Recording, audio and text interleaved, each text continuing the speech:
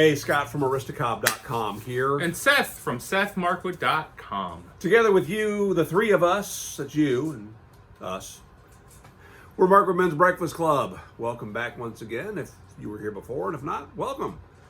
Good morning, boy. Good morning. How you doing? I felt the need to explain that again. Yeah, it was good. Doing okay. Doing all right. We need to find something to smoke here. I think I want to smoke this. Great.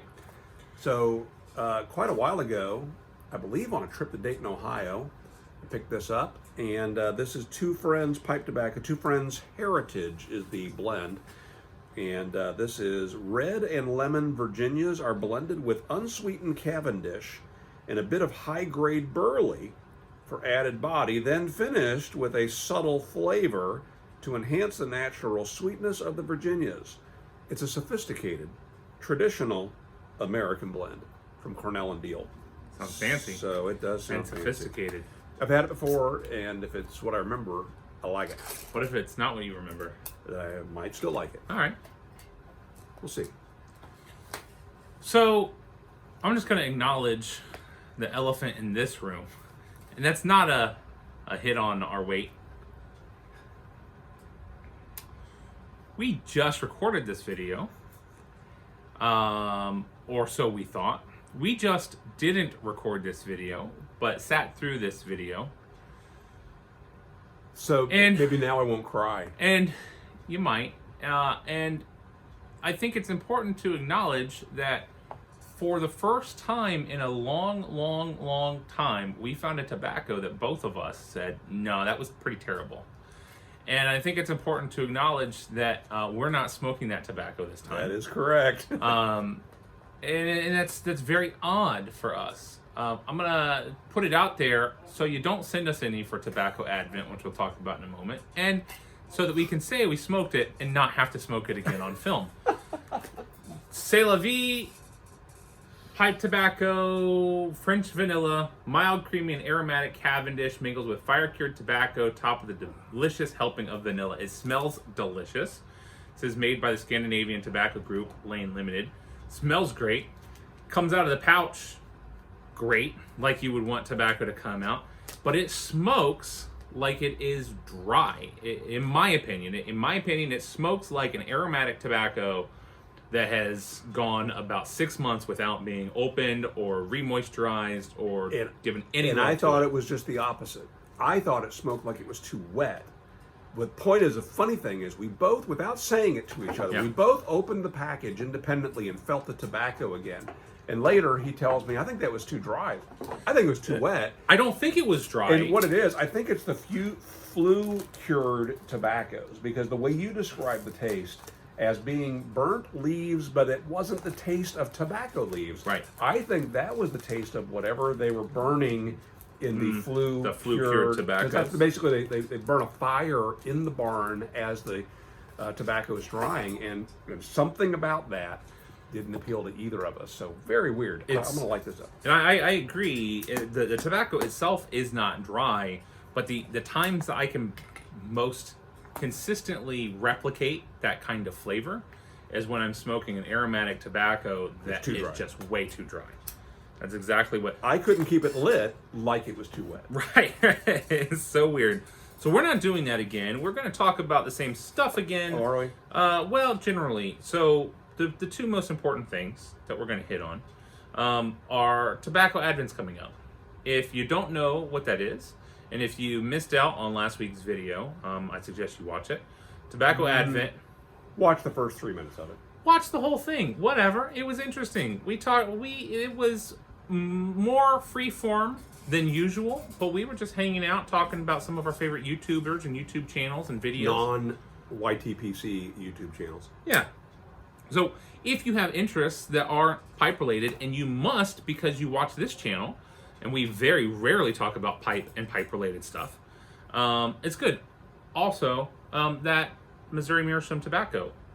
Yes. Really good. You've continued to smoke that. Yeah, that's a brand new 150th anniversary Missouri Meerschaum crumble cake.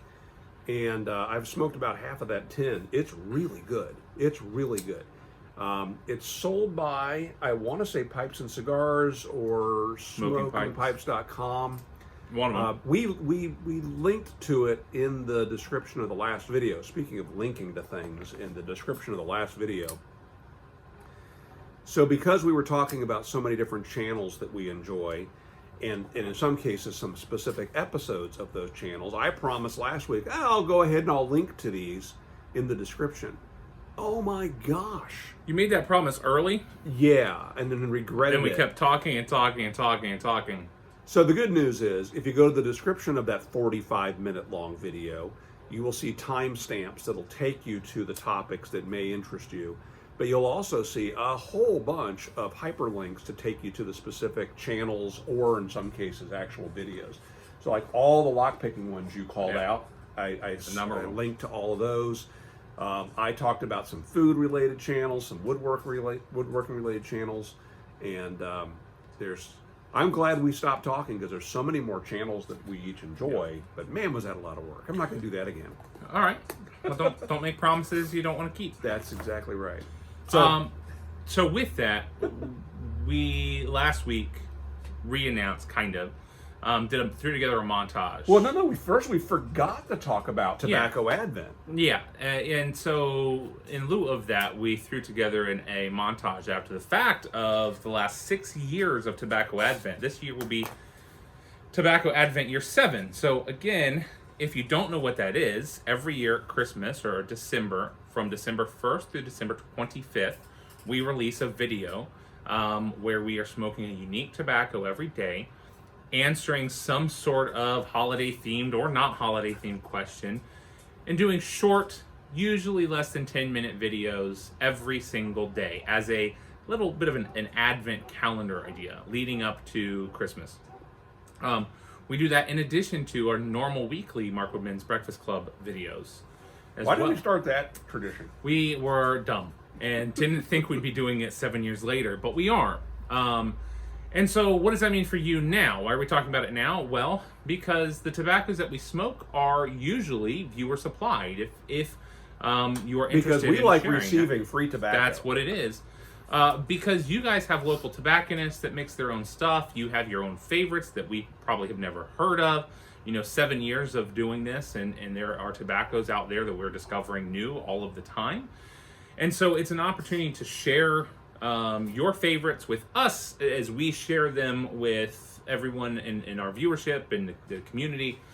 And then also as a way of saying thank you to people who share tobacco with us and participate, we send out a thank you cornament. Christmas cornament. A Christmas cornament. And they've been different sometimes. There are some of our subscribers who have one from every single Tobacco Advent. They have a collection on their tree. Those are always great to see.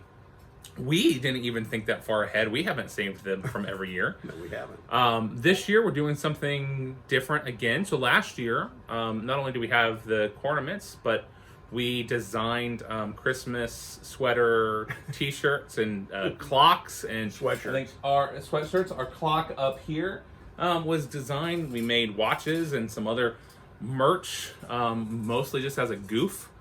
Which year, we didn't think anybody would buy, but we bought it for ourselves. And then several people posted pictures on Instagram of them in our ugly sweater. Mm-hmm. And so, I just got a great idea for a sweater for this year. All right. And so we're doing something different with the cornament as well. We'll tell you about that when we get into it. So just as a way of saying thank you. So if you're interested in participating, if you have a favorite tobacco that you haven't seen anyone talking about or smoking, link is down in the description below as to how you can get that sample to us. We're talking a small sample, enough for us to smoke for about 10 minutes. We had been saying about an ounce, but then as I realized that a whole package of Captain Black here is an ounce and a half, it's not an ounce. It's probably closer to half Last an year we ounce. got like a jar. Yeah, but this is a perfect amount for 2 bowls. That's all we need.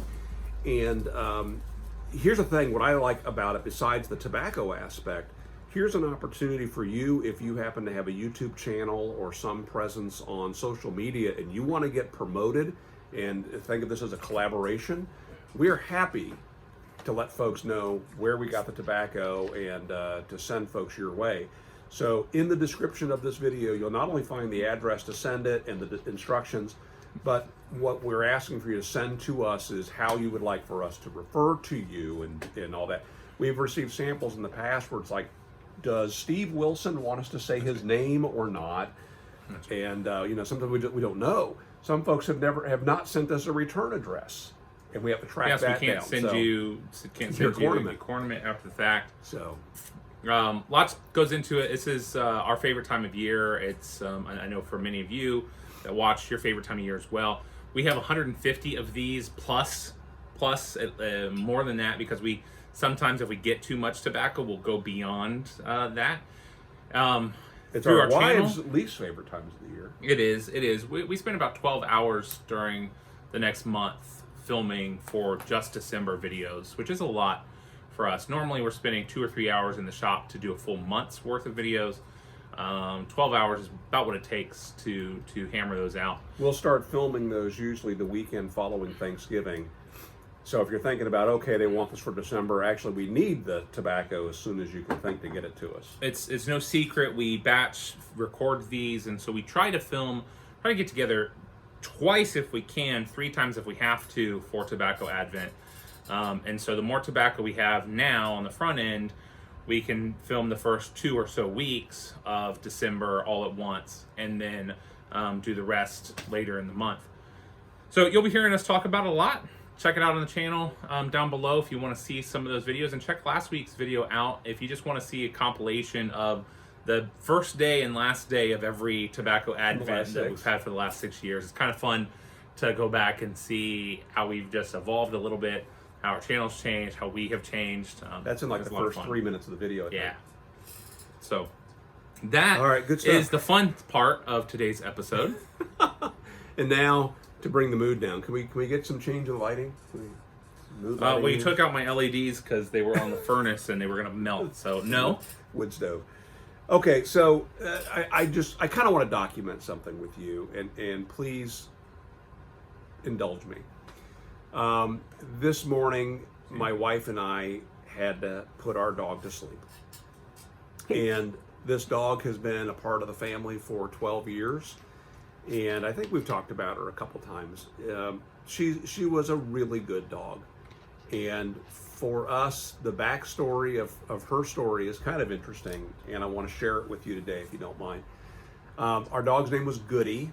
She was a black lab and something. She was a mutt. She was about 30 to 35 pounds. And so for a black lab, that's very small. She was like a black lab that you thought was further away from you than she actually was.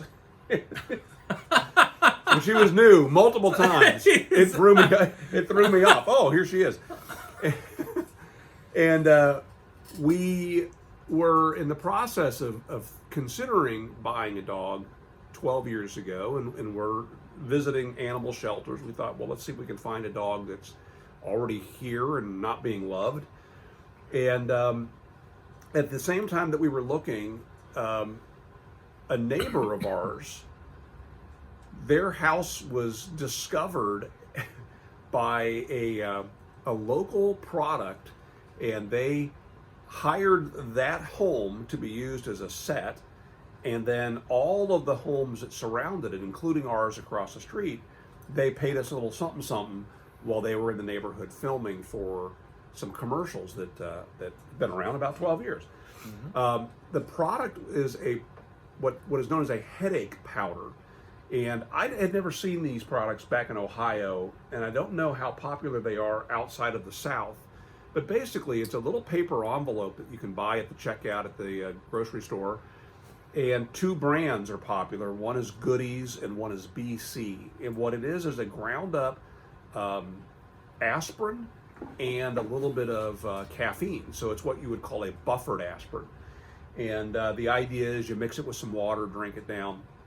Stuff is nasty, super nasty. But what's good about it is it's fast acting, because it gets into your system very quickly.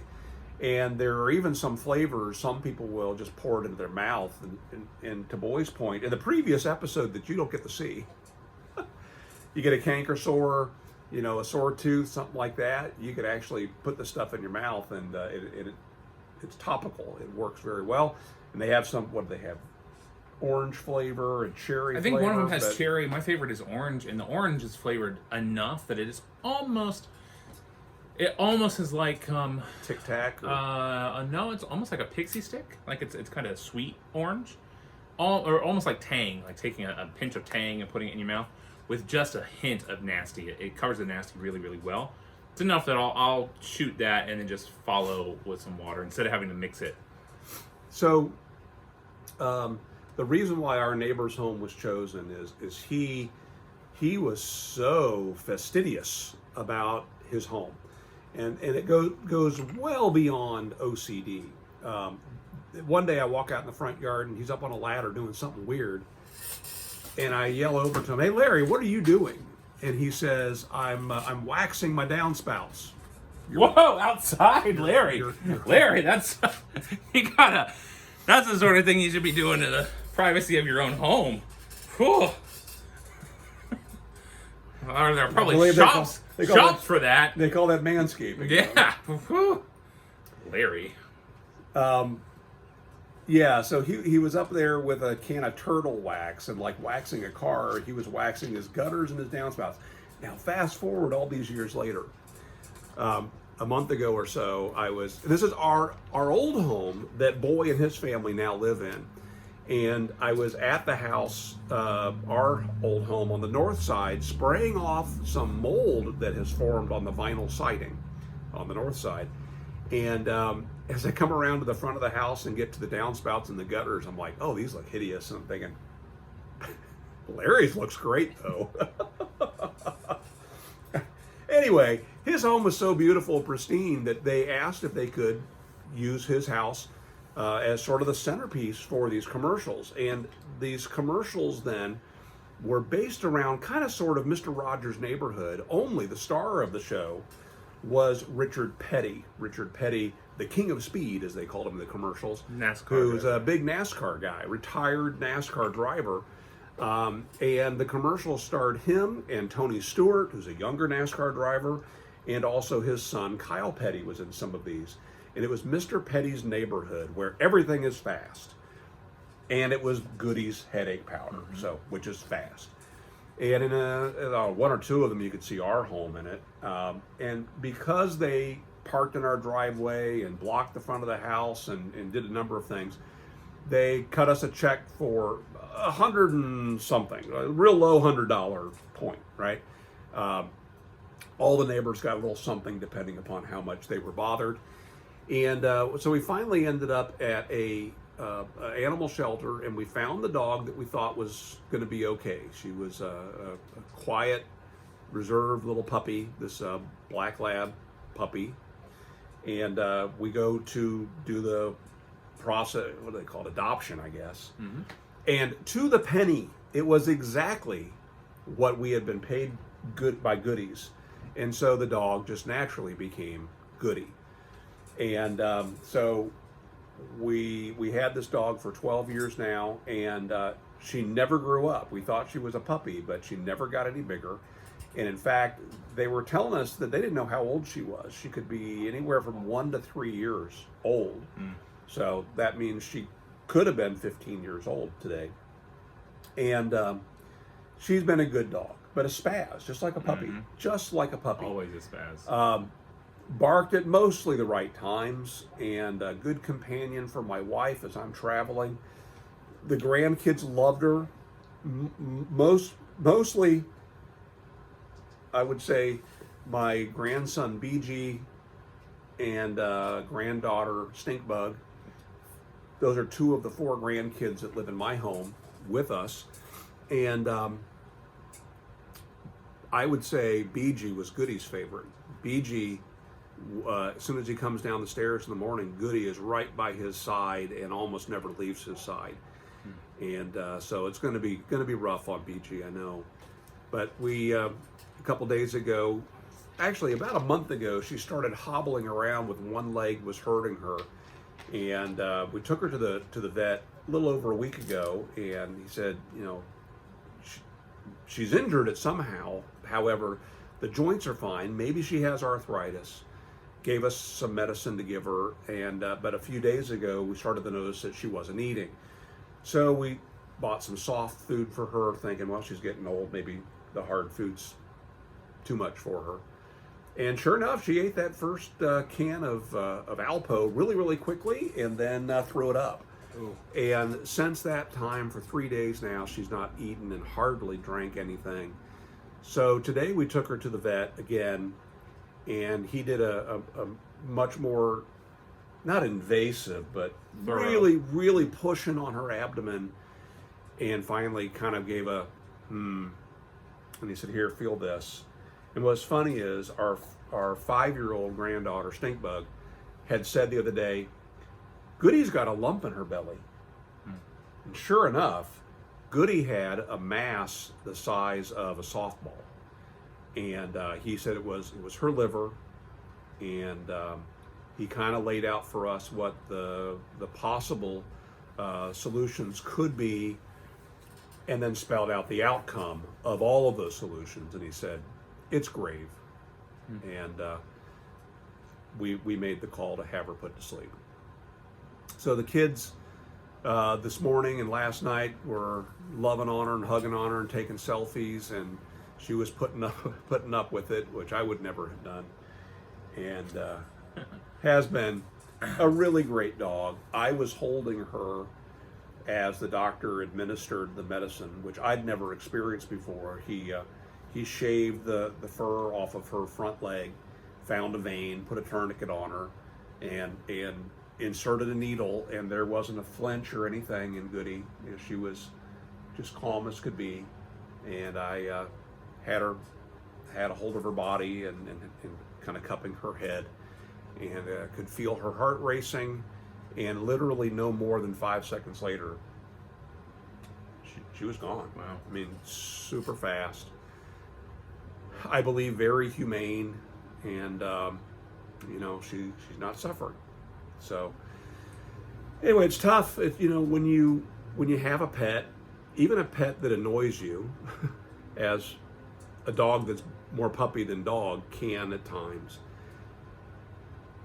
There's a symbiotic relationship there. You know, you get the appreciation when you feed them and they appreciate that, or when they want to be let out and you let them out, and you kind of get that knowing look. And I'm reading too much into this, obviously, but even somebody who doesn't care for dogs has found himself with a soft heart with some pets. Not evil. I just would rather not have them. I don't. I'm not a dog person. I don't. Have lived with several dogs before.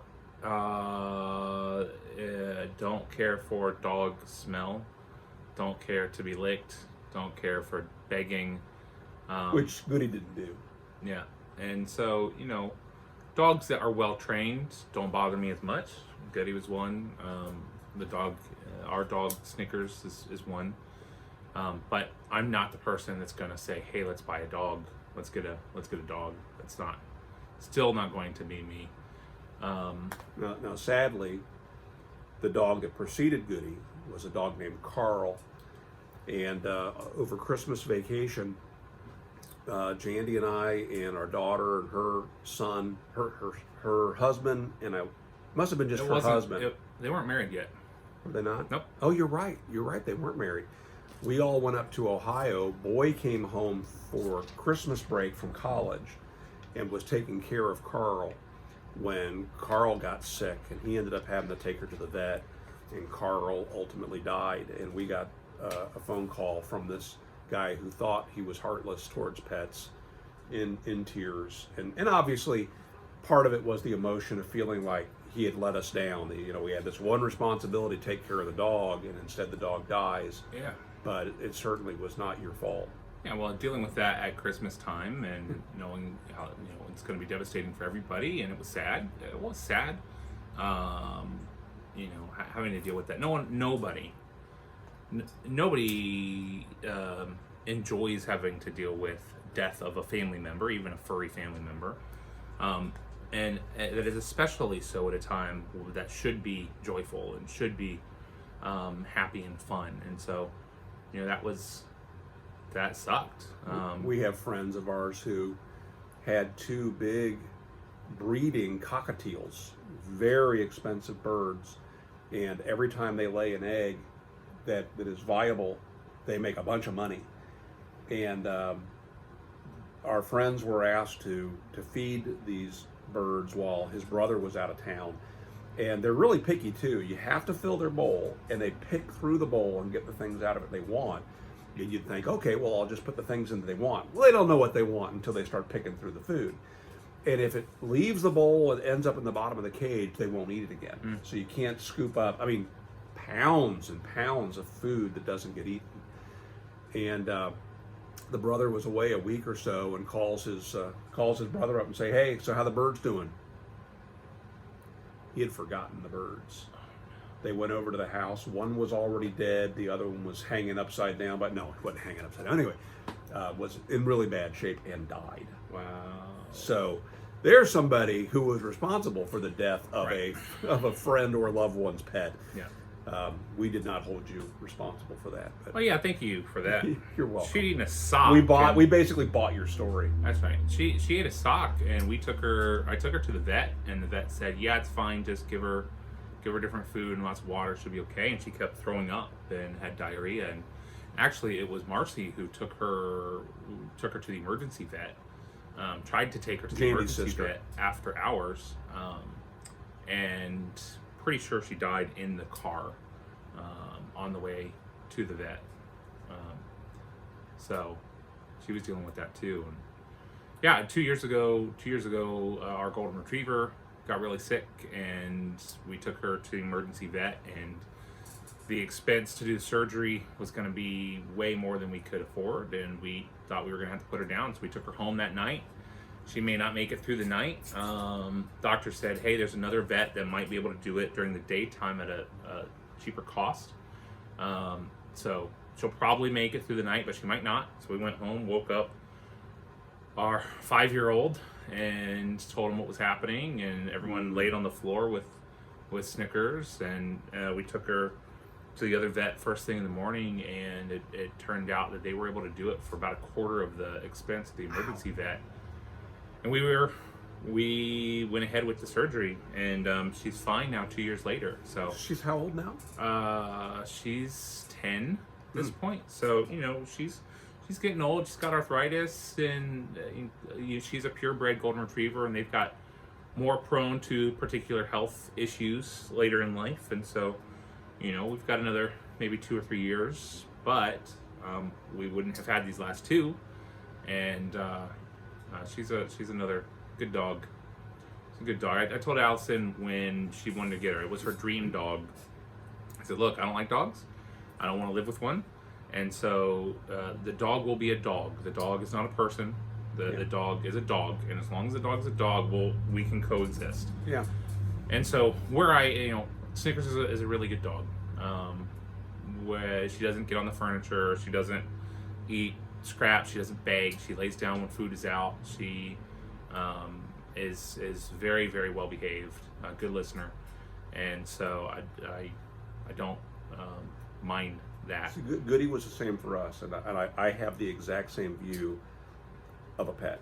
Yeah. The dog is an animal. It's a dog, and again, good to have around. We love her to the extent that we love a dog, but not the same way we love a people. Yeah, I'm not a this dog is our child kind of person. I don't buy into that. No. But yeah, that sucks. I'm sorry. Yeah. Well, again, we had a lot of great years. Yeah. It's a good dog for a lot of years, and I also think back to the fact that she was at a shelter.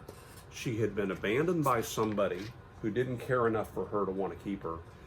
And who knows what the fate, well, we do know what the fate would have been at a shelter if no one would have taken her. So she was a dog that I always got the sense that she appreciated what she had. And yeah, so we didn't have a problem with her wanting to get on the furniture or wanting to eat table scraps or any of the things that we told her no to early on. Right. She didn't bother us about those things ever again. And she was good. Anyway, yeah, this is the deal, when you buy or own or adopt an animal, most of them are not going to live as long as we do, and we're going to have them for a time, and then they're going to be gone. That's right. And it comes with the territory. In a way, it's a good lesson for the kids to learn that. And it hurts, but you got to keep remembering that it hurts only because you enjoyed having them. Yeah. It wouldn't hurt if we didn't. So, good lesson. Well, so what do you think of this I tobacco liked it compared to the lot last? more. A whole lot more. I smoked it down almost completely. It's almost all gone. Much better too. Yeah. Yeah. Sorry about the tone, but it's the nature of sharing our life with you guys. And there have been many in the pipe community who have gone through similar experiences. And so, what about you? Do you have a beloved pet that has passed away, or how do you feel about pets that you might have in your life right now, or share a similar experience with someone watching your animal and accidentally murdering them? Please share in the comments down below. Can't believe you socked my dog. Yeah. Please share in the comments down below, or don't if it's too hard to bring that up again. But We've talked about this before. I'll say it again. We enjoy it when this becomes a conversation. And while we're not always faithful about commenting back, we do see them and we appreciate the comments. So thank you very much. All right. Hey, we're going to wrap it up. You make it a great week. We will see you again next week. See ya.